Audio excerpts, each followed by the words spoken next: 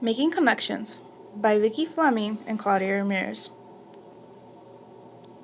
What does it mean to make connections? Making connections means applying the text to your background knowledge in order to enhance your understanding of the material. What types of connections can you make? You can make text to self, and text to world connections. Text to text. Text-to-text connections are how you relate other text you have read to the one you are reading.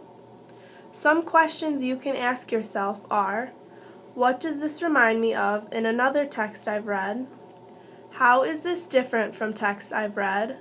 And how have I read something like this before? Text to self. When you make a text to self connection, you relate what you've read to what you have lived or felt in your own life. Some helpful questions to guide your connections are, what does this text remind me of in my life? Has something like this happened to me before? How is this different from my life? Text to world connections. Text to world connections are relating what you read to what you have seen in the world. Some questions that will guide you in making text to world connections are, what does this remind me of in the real world? Have I seen this in the news or on television? How did that part of the text relate or differ to the world around me? Examples. A student reads an article about hurricanes. They relate it to Hurricane Sandy. This is an example of a text to world connection. Warning: make sure that the connections have significance and further their understanding of the material.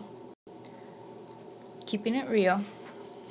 Another student makes a more significant connection.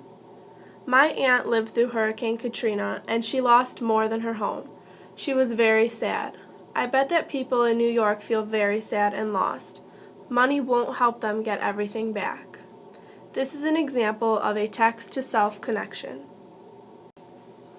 A valuable resource was Strategies at Work, Teaching Comprehension to Enhance Understanding. Thank you for watching and listening.